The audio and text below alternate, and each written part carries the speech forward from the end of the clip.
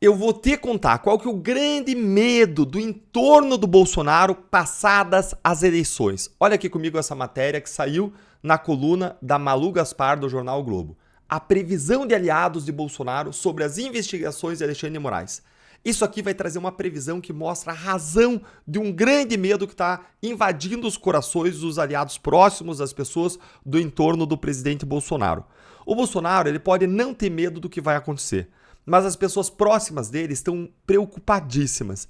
E eu digo que ele não tem medo porque ele já me disse que ele não tem medo de ser julgado. Mas ele acha um absurdo, como eu acho, quem vai julgá-lo. Por quê, Deltan? Porque é um tribunal que está em guerra contra o bolsonarismo, que disse vencemos o bolsonarismo. E mais, é um tribunal que mudou sua jurisprudência sobre foro privilegiado para poder julgar o Bolsonaro. Porque o caso Bolsonaro tinha que ir para a primeira instância. Aí eles acabaram de mudar, nesse ano, a jurisprudência do Supremo sobre foro privilegiado para manter no tribunal as pessoas que tinham foro e perderam. Ou seja, esse tribunal ele se converteu num verdadeiro tribunal de exceção. Mas agora eu vou te contar que medo que é esse que invadiu as pessoas do entorno, segundo essa notícia que saiu agora no Globo, e no final eu vou te contar qual é a solução para esse medo, qual é a resposta que deve ser dada. Acompanha aqui comigo. A matéria começa falando aqui, ó, com o fim das eleições, aliados de Jair Bolsonaro já se preparam para o pior. O que é o pior? Tem 3 grandes casos contra o Bolsonaro. Fraude em cartão de vacina, joias sauditas e tramas golpistas. Esses 3 grandes inquéritos. E eles estão se encaminhando agora para um desfecho, para um resultado. Acompanha aqui, ó. Segue a matéria dizendo, isso porque o encerramento das disputas municipais abre caminho para a PGR, a Procuradoria-Geral da República, decidir sobre 2 investigações já avançadas, em que Bolsonaro foi indiciado, gente. Já avançadas e que implicam diretamente o ex-presidente. A fraude da carteira de vacinação e o desvio das joias sauditas. Segue aqui, acompanha comigo.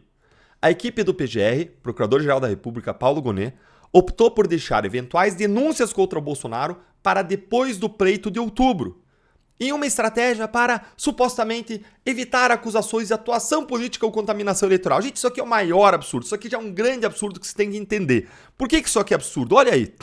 Porque ele está dizendo que não acusou Bolsonaro agora para evitar uma interferência no período eleitoral. Balela! Acabaram de fazer a busca e apreensão contra o Geir 2 dias antes da eleição. Por que fizeram? Ia prejudicar o Geir, ia prejudicar o Fred, que era o candidato do Geir, que concorria no segundo turno à prefeitura de Goiânia. E aí fizeram. Por quê? Porque prejudicava o bolsonarismo. Como eu disse, é um tribunal em guerra contra o bolsonarismo. Olha lá as mensagens vazadas do gabinete do Moraes. Procura alguma coisa aí, mas não vou achar nada. São só críticas que tem na revista OS, críticas legítimas. Ah, então use a sua criatividade. Em outro momento das mensagens vazadas, eram listados os bolsonaristas e se determinava que se fosse atrás de achar alguma coisa para aplicar multa contra eles. Absurdo, é um tribunal em guerra contra o bolsonarismo. Mas aí no caso do Bolsonaro, eles esperam. Por quê?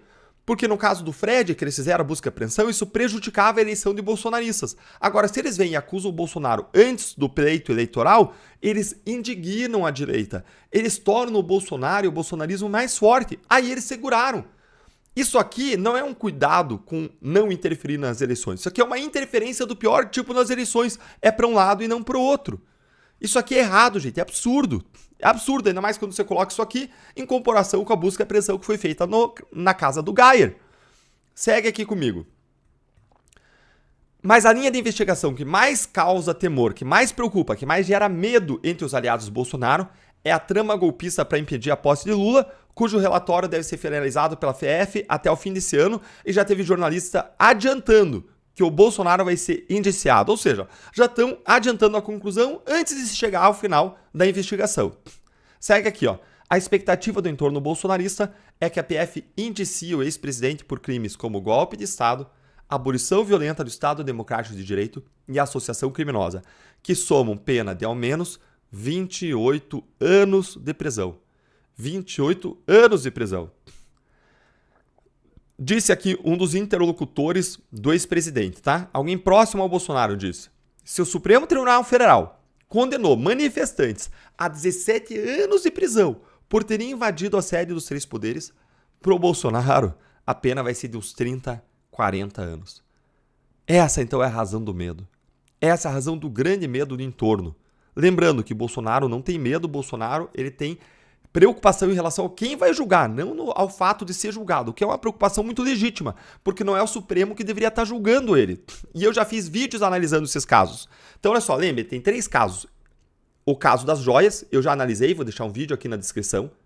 Tem o caso das tramas golpistas, eu já analisei quando saíram as buscas e apreensões, vou deixar o link do vídeo aqui para você analisar, para você entender. E tem o caso do cartão de vacinação. Esse caso do cartão de vacinação, eu não fiz vídeo analisando, mas tem uma análise bem interessante aqui nessa matéria que eu vou ler para você acompanhar. Olha aqui, ó. Esse caso do cartão de vacinação traz um respiro, uma chance de escapar. É uma chance de escapar não dos 2 mais graves, mas sim do terceiro, do cartão de vacinação. Entende aqui comigo? E depois vamos falar da solução para esses problemas de violações ao devido processo legal que o Supremo tem praticando contra o bolsonarismo, contra o Bolsonaro, contra o entorno, contra os manifestantes. Segue aqui comigo. Uma chance de escapar. Apesar do pessimismo bolsonarista, há também esperança de que o ex-presidente escape ao menos de uma acusação formal sobre o esquema de fraude em registro de carteira de vacinação. Por quê? Como assim ele escaparia disso? Por quê?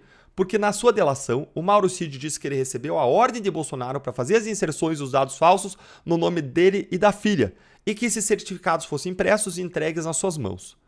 Contudo, qual é a questão aqui? A questão é, você só tem a palavra do delator. E nós sabemos que a palavra do delator, por força de lei, não pode ser usada sozinha nem para acusar alguém, nem para condenar alguém, muito menos para condenar alguém. Você precisa de provas de corroboração. E como você vai ver agora, foram atrás dessas provas de corroboração e vão ver no que deu. Aqui, ó.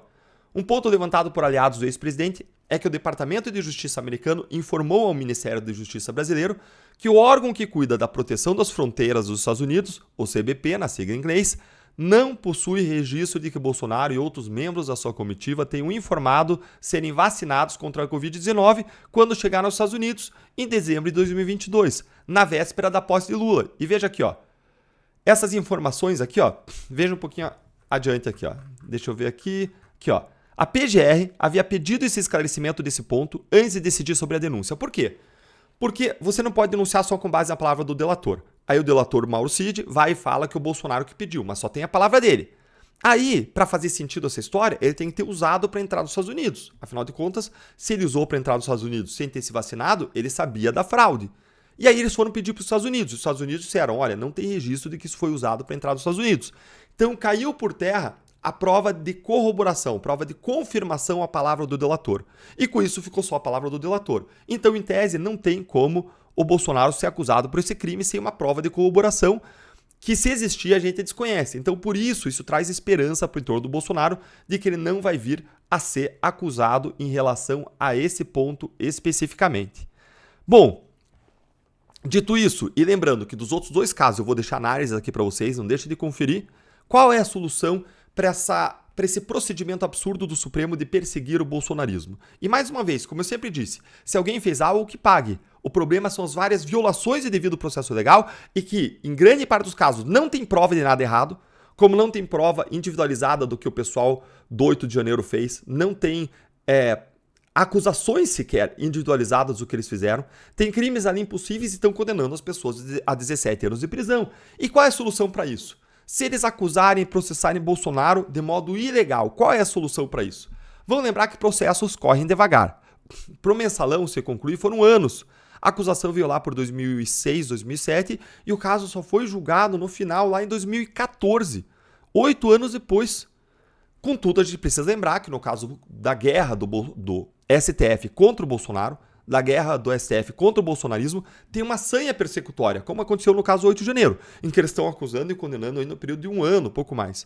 Mas num caso mais complexo, como tramas golpistas, como a questão das joias sauditas, vai ter um procedimento mais demorado, vai ter prova a ser produzida, vai ter manifestações, perícias, TCU agindo, vai ter uma série de provas aí serem produzidas, e eu não acredito que isso consiga ser concluído aí em menos de 2 anos, um processo normal desse tipo, sem que tenha ninguém preso, porque quando tem gente presa, o processo tem que correr. Mas sem ter gente presa, o processo não precisa correr. Então esse processo não deve ser concluído em até 2 anos. Vamos lembrar que o STF, por meio das suas gargantas de aluguel da imprensa, já anunciou que não vai prender o Bolsonaro até o final do processo.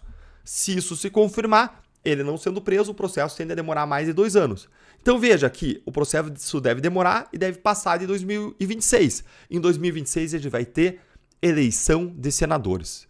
Eleição de senadores. Como parar o STF nas ilegalidades que vem praticando? Ah, meus amigos, elegendo senadores. E quem vão ser esses senadores? Eles já estão entre nós. Vários deles já foram candidatos nessa eleição. Alguns venceram, outros não. E alguns já estão lá nos representando bem hoje como deputados, senadores, devem ser reeleitos. E outros que não representam a direita devem ser expurgados. Então existe um caminho, agora a gente tem que seguir firme na direção desse caminho, colocando um monte de gente da direita e que se posicione a favor do impeachment no STF, colocando essas pessoas no Senado em 2026. E para isso eu conto com você, curtindo, compartilhando esse vídeo, fazendo a voz da nossa indignação chegar mais longe. E depois assiste os vídeos em que eu analiso os outros casos referentes ao presidente Bolsonaro.